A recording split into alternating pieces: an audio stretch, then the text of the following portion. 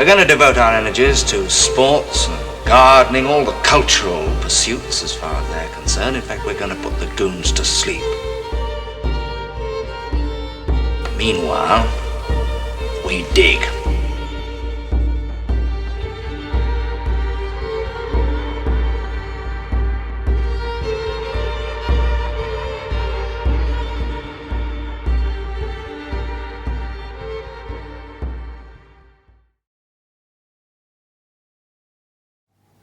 Greetings and welcome to the Anadromist.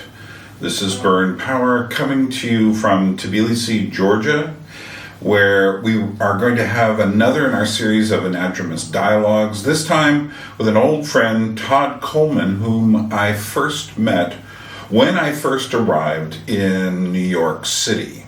And he, at that time, had made, in 1980, a short film called Living Dolls. That was a 10-minute horror film featuring mannequins. We are going to both watch the entire film and talk with Todd at the end about how he made it. I first met him through something called the New York Arts Group, which was a Christian arts group which worked under some of the same principles that Hans Rookmacher talked about. And there was also another man in England, Nigel Goodwin, who also had a hand in this sort of thing. So, without any further ado, here is the Living Dolls movie, and we'll come back afterwards and say our farewells after we talk with Todd about how he made it.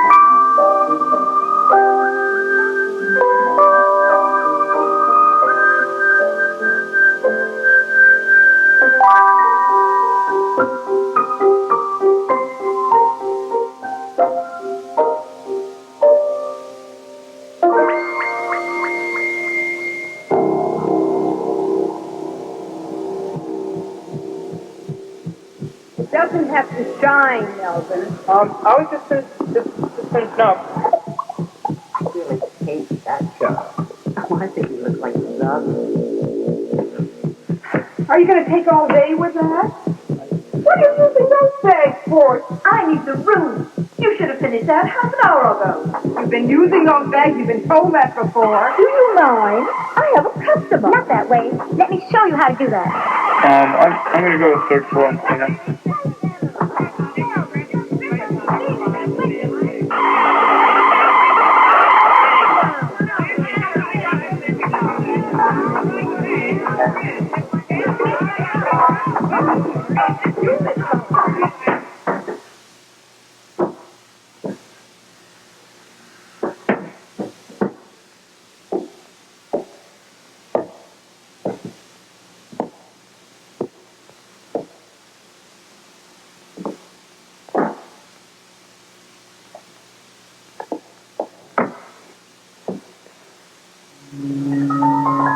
Hey, boy, you there. How about giving me a hand? I don't know where that damn sales lady went. These lousy buttons. You want me to button you up? Sure. I'll button you up. What did I tell you to do? I told you to move the boxes to the closet, not to mix up the slips and petticoats. They go in separate boxes for a reason.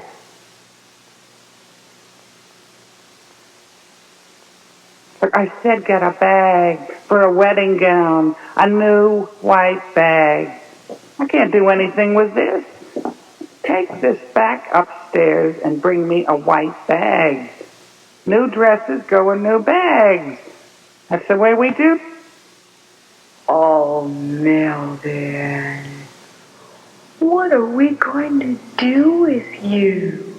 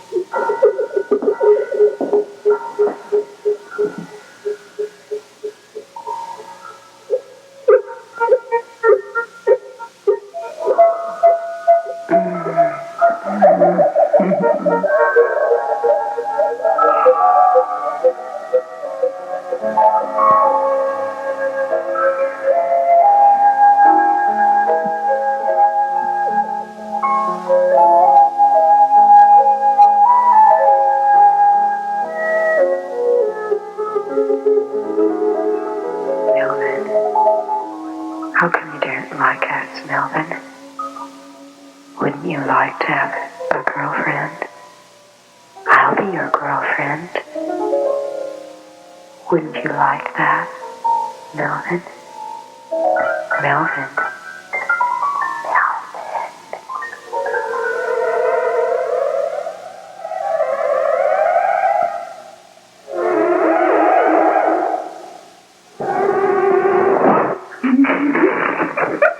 It's all right, Melvin.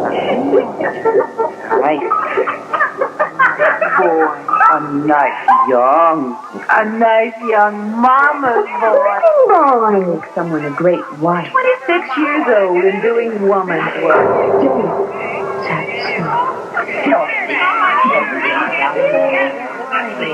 Melvin, I know you. Big wife shouldn't play with dolls.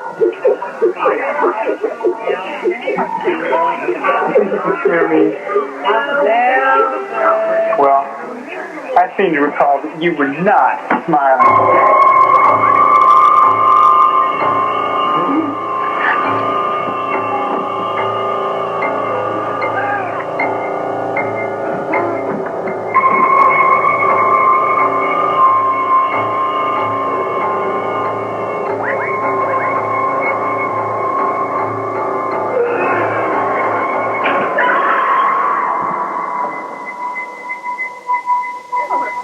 If you've gotten Oh, I don't know. Good morning. Oh, thank heaven. No, I called his mother and she said he hadn't come home last night. Did he see me? right in there still. You know how Melvin is.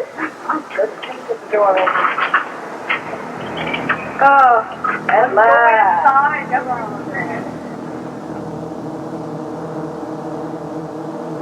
Melvin?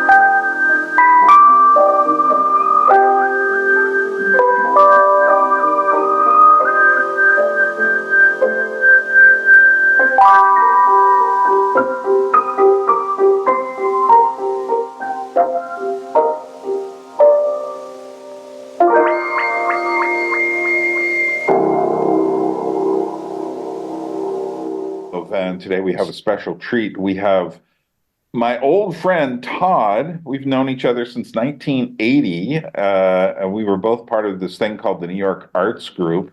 And Todd, when I first got there, Todd had this short film he wanted to see. He found out I was interested in horror films and stuff like that, and people said, "You should watch Todd's film." And I said, "Okay."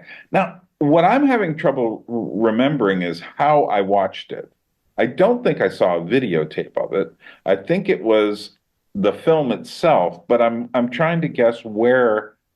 Well, I'm hoping that you saw it at the premiere at the Bleecker Street Cinema, because that would have been the place to see it in 1980. Yeah, but that would have been what month of the year? I have no.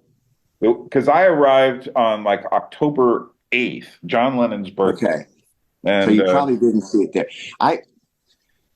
There was no video back then. And I'm trying to think if you ran a projector and showed it to me. What was it? A 16 millimeter? 16 millimeter. It may have been on a flatbed editor. I have no idea. Yeah. I don't remember either. Well, what's funny, the reason we're doing this is because there was someone who put that in a list of like their most interesting discoveries of the year. And you wrote a little Facebook thing saying, "What is this?" This is quite surprising. And I don't know if you went and looked at that particular YouTube channel, but I think it had gotten like 25,000 views. Wow. So quite a few.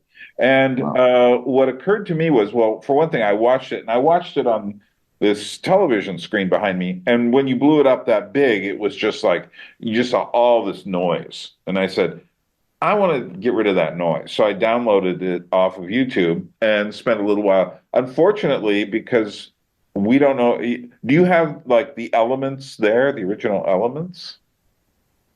Oh, no. No, it probably disappeared. Because I remember I actually moved into your apartment after you left, and you had stuff behind. I remember there was a couple little film canisters that had little pieces of stuff, but I don't remember the whole film being there.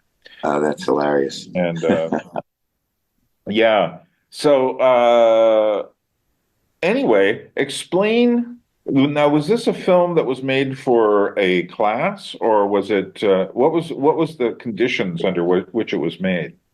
Yeah, my first year, I transferred to NYU from UVA, NYU Film School. In my junior year, it might have been a freshman year for other people, but it was my junior year. I took a class called Sight and Sound, which was kind of famous because people like Oliver Stone and Martin Scorsese had studied with my teacher, my professor, Haig Manoogian, and the film Raging Bull later on, which I happened to work on, was dedicated to Haig Manoogian. But anyway, so at the end of the year, we were supposed to have made 5 films. I only made 4. So I had an incomplete. I came home to Charleston, South Carolina. I worked. My summer job was working at a bridal shop, Rosalie Myers, and upstairs was this room full of mannequins in bridal gowns, and Right. and I knew the father-in-law of the owner because his wife also had a shop that my mother worked at, a dress shop. Mm-hmm. So I said, "Hey, can I borrow some mannequins?" So he said, "Yeah." So I took 7 mannequins and put them up in this kind of abandoned upper floor of the guest house of our home, collapsing kind of ceilings kind of thing, and created a little set and then shot some scenes at the dress shop, got some different actors together, and pulled friends together. This was funny. I had, during my college summers, I was working as the art director at a leading TV station in Charleston. And so I asked the news director back in then, this was 1977.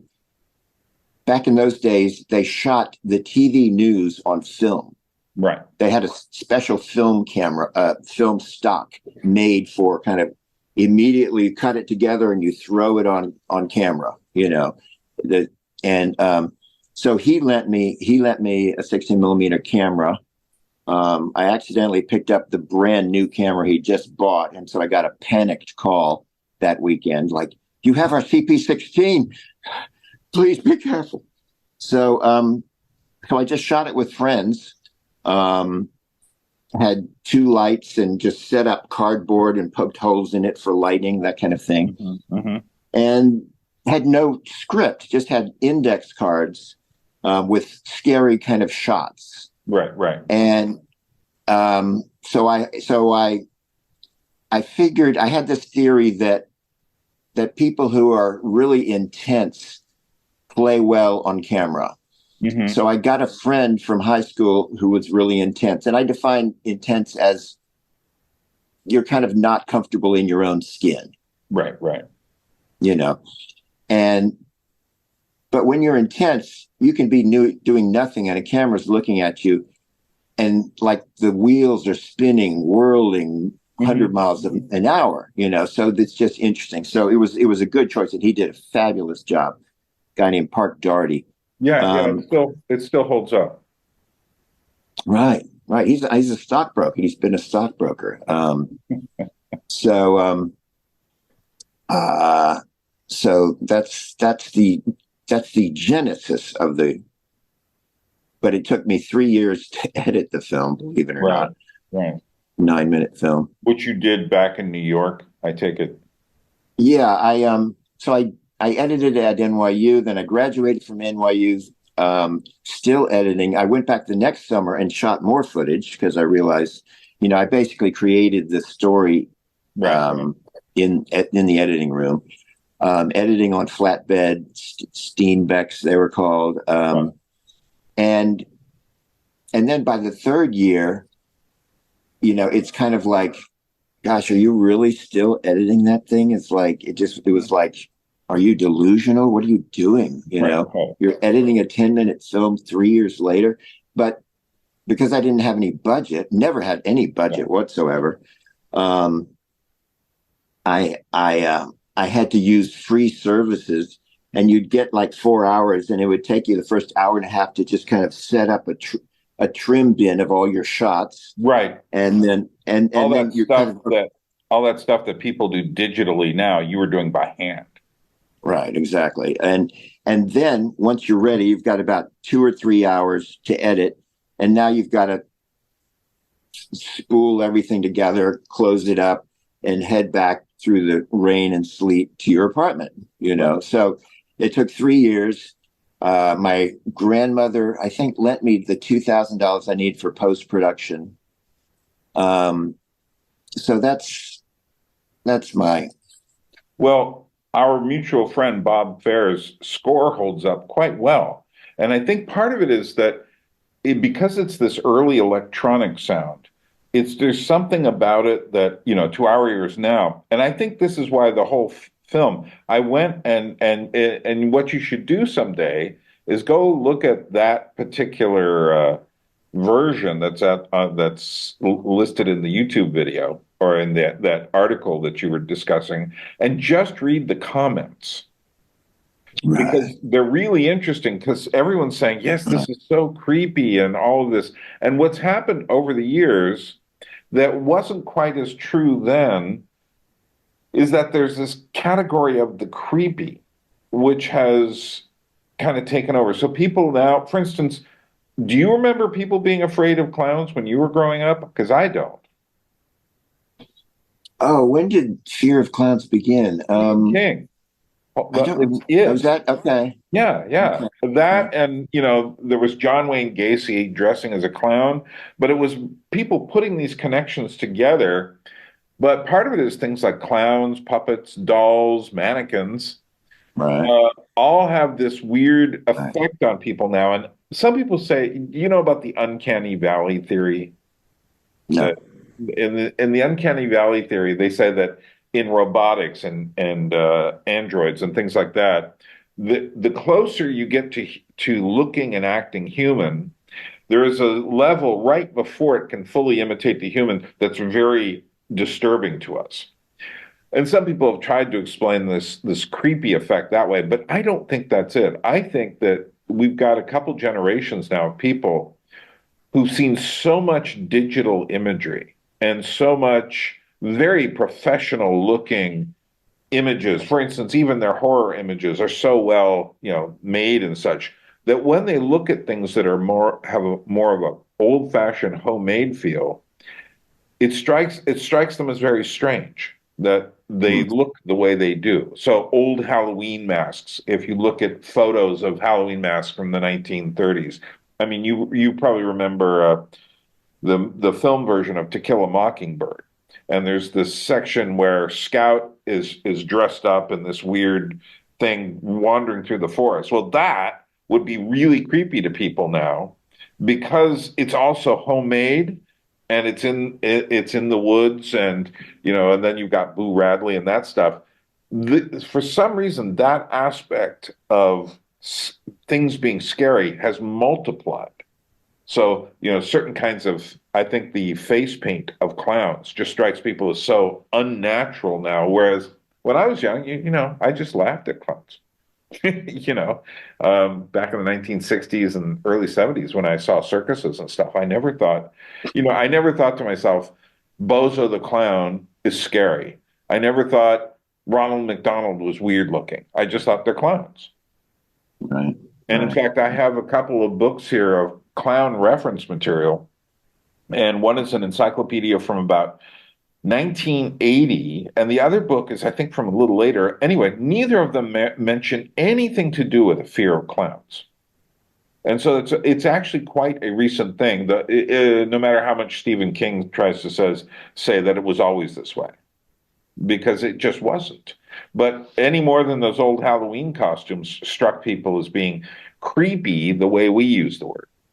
So Right. I think that's what the nerve Living Dolls hits, is it hits that creepy nerve. And some people like to have that nerve scratched. And that's the kind of comments you get below your video. So what I'm hoping to do is take my cleaned up version, which obviously you own the rights. So take that and then addend this short video, this short explanation at the end, so that people have some sense of how it was made. Our good friend artist Christine Anderson. I remember at a certain point I heard her voice, Melvin. I said, "There's." She was very reluctant to do that. She hates horror, scary films, and I had to really talk her into it. And she did a brilliant job. Yeah. She's a pretty established artist, and I think that was yeah. But when I watched it, I was also really impressed by the angles, and I really liked some of the still shots that you did. They weren't still camera shots, but still with the movie camera, but just or slight movement around it. And I think just the credits alone, the opening credits, established this very interesting mood. I mean, obviously, it's not a great work of art, because you didn't have that much money, but nevertheless, I think it really holds up. Which is more than you can say about a lot of student films from that era. Well, it's funny because you never see opening credits in a student film, first of all. Yeah. So the way that came about is that I told Robert Fair, kind of the kind of music. There was a song that I had that we all know that has this interlude with flute, I think, and piano or something. So I said, let's do that. Mm-hmm. And anyway, he came up with such a great score. I'm like, I don't have any place to put this. So he and I grabbed a tripod and a bag and put this little camera in there. And then we just walked around Manhattan looking for places with mannequins, because they still had mannequins. You don't have mannequins anymore today. I mean, usually they're headless or they're, they take away the whole scary thing. Right. And so we were doing it illegally because we didn't have a permit. So we would just quickly go in, set up a shot, catch it, put the bag away, and walk away. Mm-hmm. So it made for a fantastic opening. Yeah, well, I also felt, because I know you're from Charleston, South Carolina, just those outside shots there, this establishing shots of the place. So it's just like, that felt very Charlestonian to me. And I've been to Charleston once, and I thought to myself, why hasn't this city been used in movies? It's a fascinating city, still is. My God. And I mean, can you think of any movies that ever used it? There, I think The Patriot. There's some historical films that have used it. Right. But I hope to be the second feature that I want to make is set there, and but I want to do a lower budget thing first. Yeah. But no, it's a fascinating town. Lots of history, lots of stuff, and I think it would probably be a good place for some sort of detective story or something. That's just my thing. But it could go gothic. It could go all sorts of different directions. It's a fascinating area. And I was really glad. And you'd always told me about it. And once I got there and I was visiting a friend who lived in the area, I was saying, like, wow, this is quite the interesting place here. And it's one of the places in America where you really feel a lot of history. So. Yeah, oh, absolutely. No, Charleston, I could go on and on about it. It's been Travel and Leisure magazine has voted it the #1 travel destination in America at least 7 years in a row. Right. One year it was the travel destination of the world over Paris and everything else. So it's an amazing place. I have some stories about the film. I don't know how much time we have. Well, keep talking. We're doing good. All right. You can edit. So I won't give away the ending. Although, without giving away the ending, of course, this is the kind of film that invites a little psychological. Yes. What was going on in your head during that time? Indeed, it does. Okay, well, let me address that. My roommate, you may remember Jay Prignano. Of course, you knew. Yes. He would often, when I was making it, say, I think there's a psychological element you should look at in this. And I'm like, no, it's just a movie. I just, I had mannequins, so I had to come up with the story of, a story and just, and women. And then a few years later, I went into therapy and realized, oh my gosh, I made a portrait of my fear of women at the time, which came from, I had a wonderful character of a mother who was alcoholic. And so I experienced some Jekyll and Hyde moments, which are truly scary and horrific. So there was this kind of there was this kind of feeling that came out of like, you better not go against women. You better give them what they want. Right. Or things could end badly.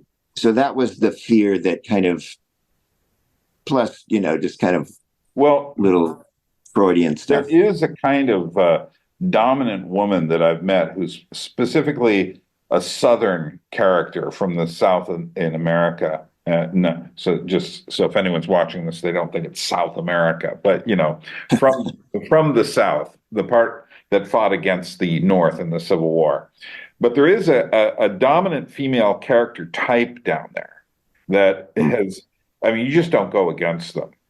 You know, it's just there. I met a few of them in California, people who, you know, women who had moved from the South there, but you know, kind of the dragon lady archetype in a sense, that woman who's, as she ages, she just is in control, but in a kind of ferocious sort of way, you know. Right, But right, at the same time, is always like, you know, bless your heart. You know, she maintains the veneer out in public, you know. right, right, right, right. There was one shot in the film that took 32 takes. Do you want to guess what shot? No. Hold on. Well, not the shall we say the eyeball scene.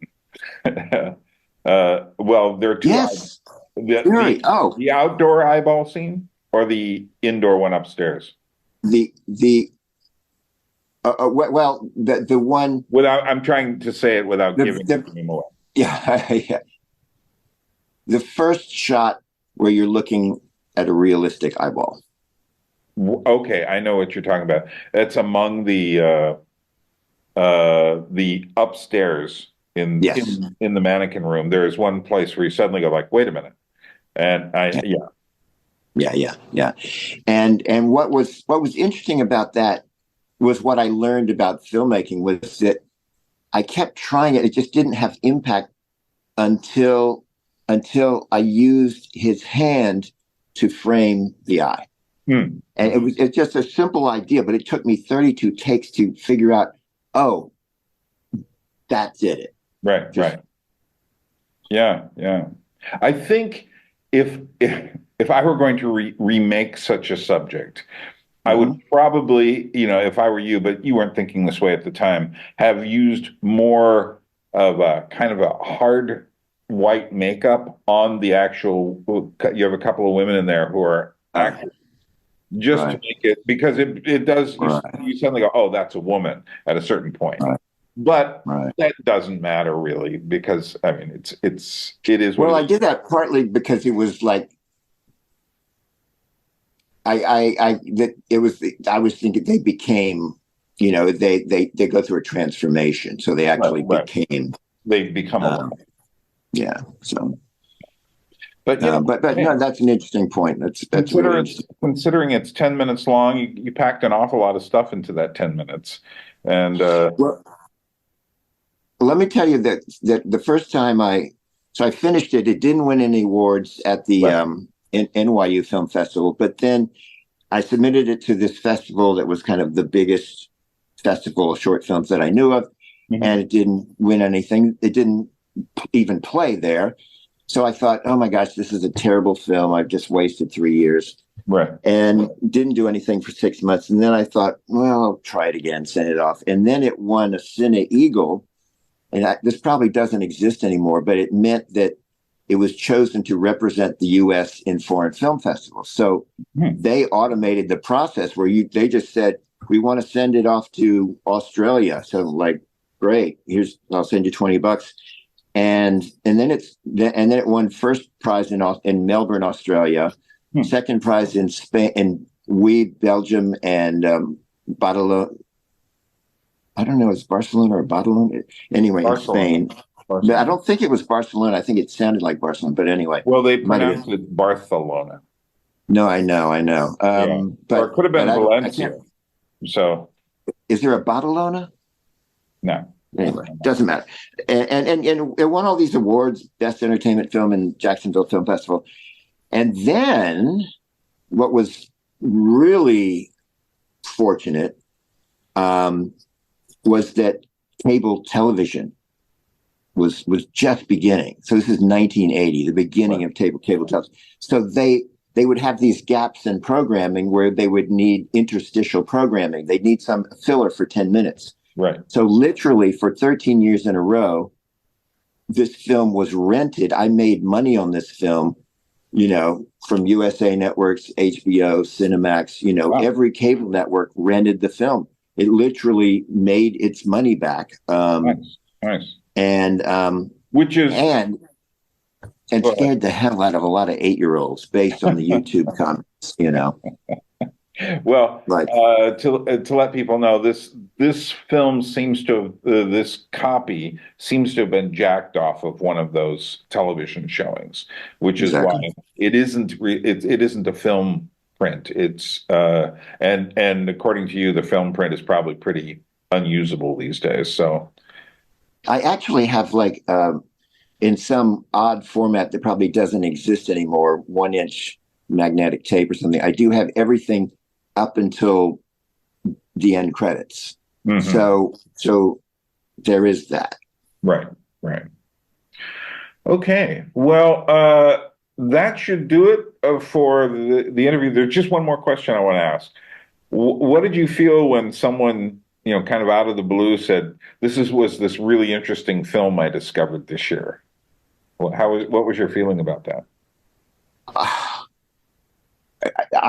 I'm agape and aghast, and you know, in fact, I looked up on IMDb recently. There are two reviews of this film. It's literally under 10 minutes. It's a 9 minute film, and there are people took the time to write reviews of it. Nice. So I can't. I'm thrilled. It's so thrilling, and I do have a feature version of this that is in development. Oh, nice. Though I'm not getting paid for that. Right, right, right. It's on spec. Yes. Yes. So, yeah, well, very good. So we'll call the interview good there, and Okay. we can just talk normally now. So, Okay. great, great. So, yeah, well, like I said, I'm going to take the version that I have. I've cleaned it up a bit. It's not easy to clean it up that much because it's an old video copy, and Right. but attached with that, and then director's discussion at the end. I think it'll get a few more views. And No, that's so cool. my Gravity from Above channel it's more of a document channel than it is. I don't interact with people all that much over there, although there's a couple thousand uh, subscribers, but they're not the kind of it's not the kind of thing where people get in touch with me all the time. Unlike my Anadromous channel, where I have 2,400 people, and so far I've raised $7,000 in the last 3 weeks off of them alone. Man, that's amazing. Only one person from the outside world has actually contributed. That was a $25 from someone in Alaska. But then again, I haven't been going out of my way to get people Right. from the outside world yet. And I think what I'll do is wait until the new year. And I am doing something. Actually, this could be an interesting thing to do. On New Year's Eve, I am going on from about what should we say? From 10 o'clock until midnight my time, live here. And I am wondering if on New Year's Eve you're free at about 10 o'clock in the morning to spend maybe a half hour to an hour with me. I'd love it. I'd love it. So what I'm going to do is actually show the film, because I can, there's this company called StreamYard.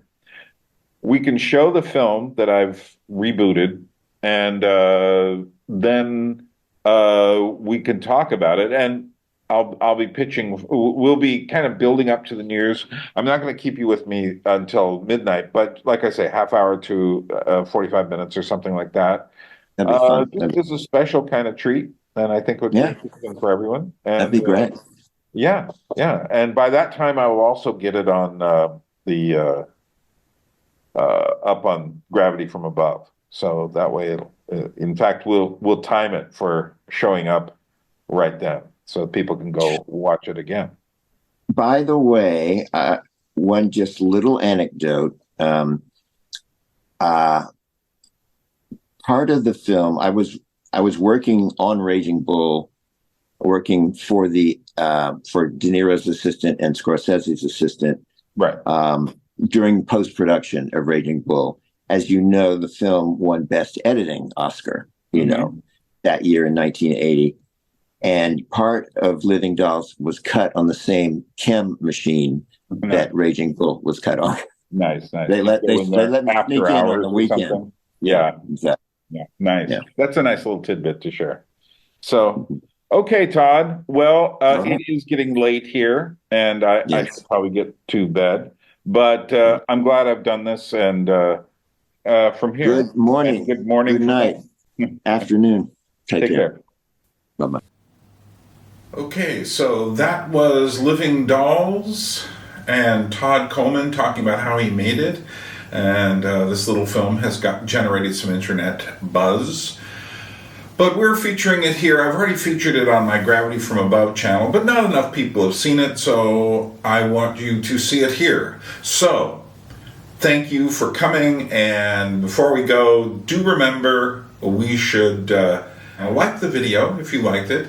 You should basically support the channel any way you can. Thanks. This is Bern from Tbilisi saying Droabit, which means temporarily. We will meet again. A people without history is not redeemed from time. For history is a pattern of timeless moments.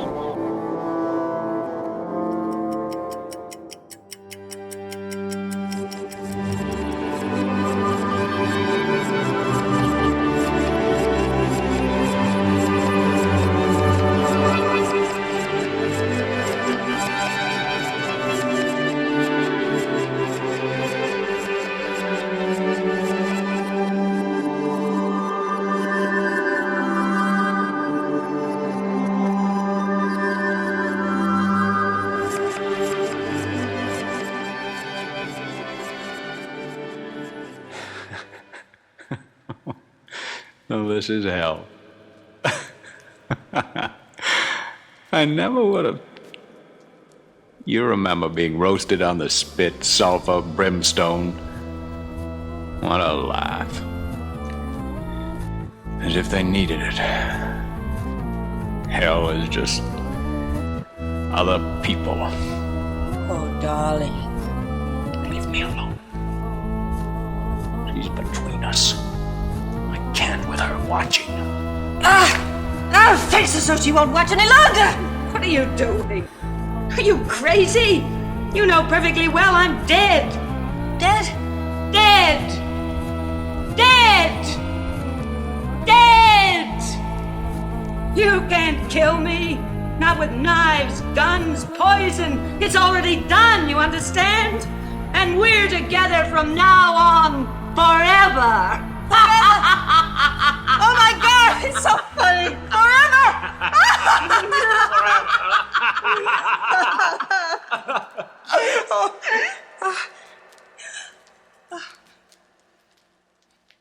Do you have a mirror? A little mirror?